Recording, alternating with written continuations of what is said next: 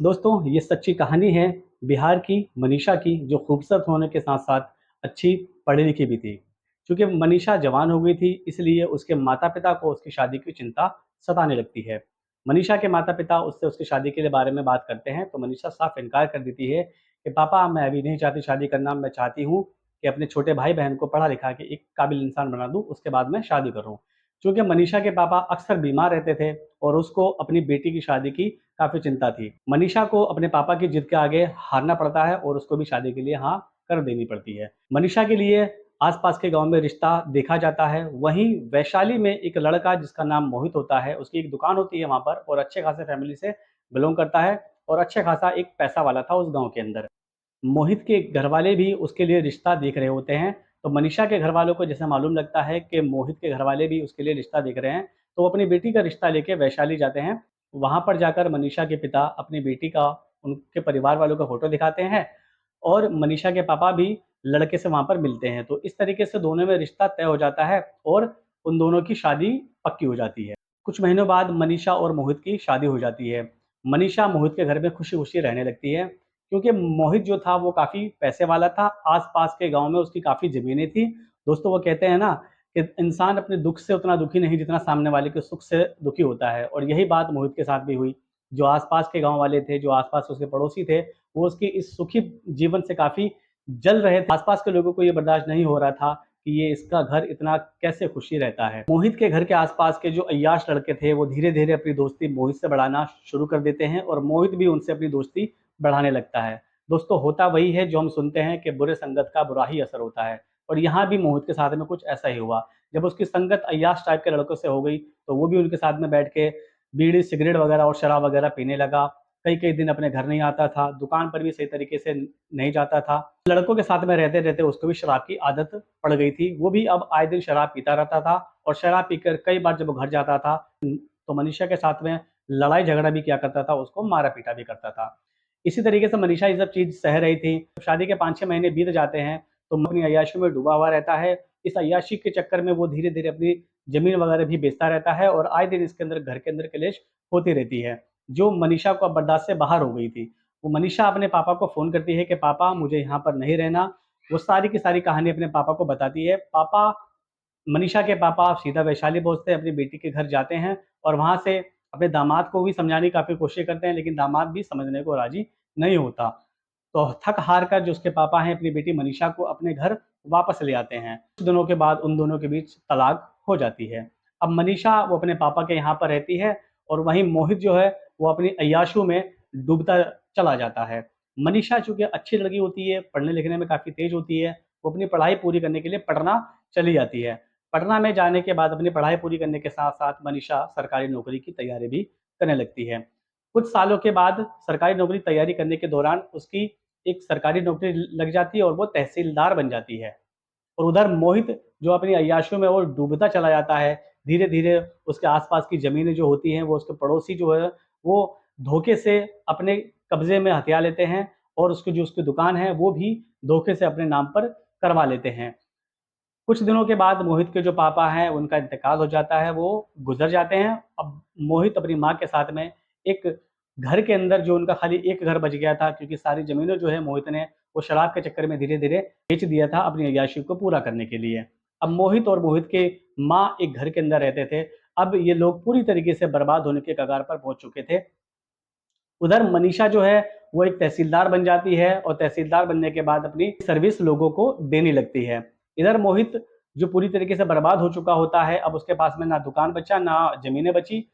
थक-हार कर वो एक वैशाली में तहसील के सामने वो एक कुल्फ़ी की दुकान लगा लेता है। तहसीलदार बन चुकी होती है, उसका ट्रांसफ़र हो जाता है और वो होता है वैशाली में ही। वैशाली में नौकरी के दौरान जैसे ही ये अपने ऑफ़िस में जाती है, तो ऑफ़िस के बाहर देखती है कि एक कुल्फ़ी वाला जो कुल्फ़ी बेच रहा होता है, जो कुल्फ़ी वाला होता है, गर्मी की वजह से मुँह के ऊपर कपड़ा बाँधा होता है और मनीषा भी गाड़ी के अंदर होती है, जो अपने मुँह पर मास्क लगाए गाड़ी के अंदर बैठी होती है।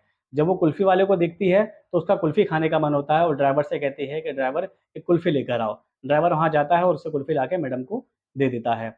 इस तरीके से 2-3 बार वो उससे कुल्फ़ी खाती है और उसको ये पता नहीं लग पाता कि ये कुल्फ़ी बेचने वाला उसका पति होता है, यानी यही वो मोहित है जिससे 7 साल पहले उसका तलाक हो गया था। एक दिन मनीषा ऑफ़िस जल्दी पहुँच जाती है और जल्दी पहुँचने के जब वो ऑफ़िस के गेट पर पहुँचती है तो देखती है मोहित होता है, वो अपनी कुल्फ़ी की दुकान लगाता होता है और कुल्फ़ी की दुकान लगाते हुए इस बार उसके मुँह पर मास्क नहीं होता। जैसे ही मनीषा की नज़र मोहित के ऊपर पड़ती है, वो एकदम हैरान रह जाती है और उसको पहचान लेती है कि ये तो मोहित ही है, जो कुछ साल पहले मेरा पति था।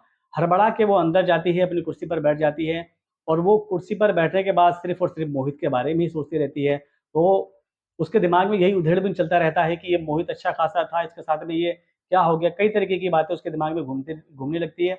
उसका मन किसी काम में नहीं लगता और पूरा का पूरा ध्यान उसका मोहित की तरफ ही होता है।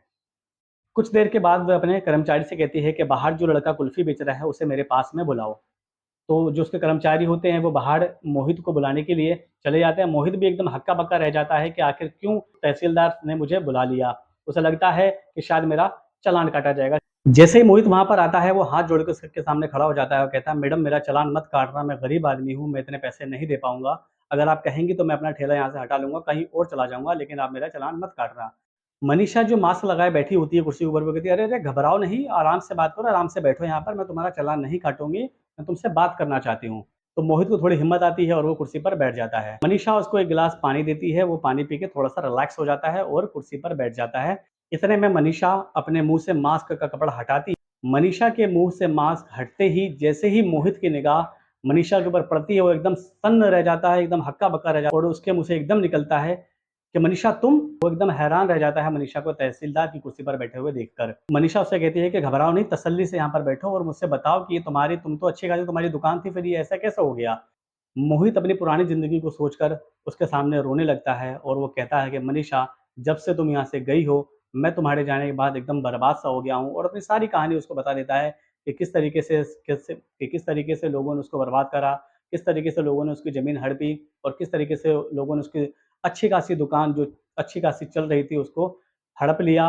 मनीषा उसकी कहानी सुनती है और क्योंकि थी तो आखिर 7 साल पहले उसी की बीवी, तो उसके लिए भी उसके मन में थोड़ा-सा प्यार उमड़ जाता है और उससे कहती है कि मोहित तुम घबराओ नहीं, अभी तुम अपने घर चले जाओ क्योंकि उसको मालूम लगता है कि उसके घर के ऊपर जो है वो खाली माँ उसकी अकेली है और उसके पिताजी का इंतकाल हो चुका है।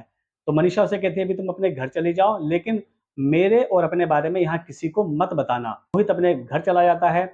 इधर मनीषा जो है वो मोहित के ज़मीन के पेपर लेखपाल को बोलकर मँगवाती है और उसके अंदर पाती है कि वाक़ई में मोहित के पड़ोसियों ने मोहित की ज़मीन को ज़बरदस्ती अपने अंडर में कर रखा है। तो वो किसी तरीके से वहाँ से ज़मीन छुड़वाकर मोहित को दे देती है और जब जो दुकान जो लोगों ने उसकी हड़प रखी थी, उसको भी मोहित को दिलवा देती है। जो लोग वहाँ के आस-पास के होते हैं, वो ये सोचते हैं कि आखिर ये मोहित की मदद कौन कर रहा है? वो भी जो चीज़ ये समझ नहीं पाते कि आखिर इसकी मदद के पीछे किसका हाथ है। और इस तरीके से मनीषा जिसका 7 साल पहले जिस आदमी से तलाक हो जाता है और उसी आदमी को जो आदमी पूरा बर्बाद हो चुका होता है, अपनी अय्याशी में पूरा डूब जाता है, बर्बाद होने के बाद सब चीज़ उसका बिक जाता है, वापस सब चीज़ उस मोहित को दिलवा देती है। जब सब चीज़ मोहित को मिल जाता है, तो मोहित मनीषा के पास में आता है और कहता है कि मनीषा, क्या हम दोनों फिर से साथ नहीं हो सकते? तो मनीषा ये कहती है कि तुम अभी घर जाओ, मैं तुम्हें सोच समझ कर बताऊँगी। और मोहित अपने घर चला जाता है, वो अपनी दुकान को सही तरीके से सँभालने लगता है। कुछ महीनों के बाद मनीषा वो मोहित के घर पर जाती है, उसके फैमिली वालों से मिलती है, उसकी माँ भी मनीषा को देखकर काफ़ी खुश हो जाती है। और इस तरीके से दोनों फिर से मंदिर में जाकर शादी कर लेते हैं। अब मनीषा मोहित के साथ में ही रहती है, दोनों की ज़िंदगी हँसी-खुशी कट रही होती है। दोस्तों, ये जो कहानी है, ये सच्ची कहानी है बिहार की। ये कहानी आपको कैसी लगी? अगर अच्छी लगी हो, आपके दिल को छुई हो, तो वीडियो को ज़रूर लाइक करें और हाँ, एक गुज़ारिश है आपसे कि चैनल को ज़रूर सब्सक्राइब करते हुए जाइए। मिलते हैं अगली वीडियो में, अगली खबर के साथ।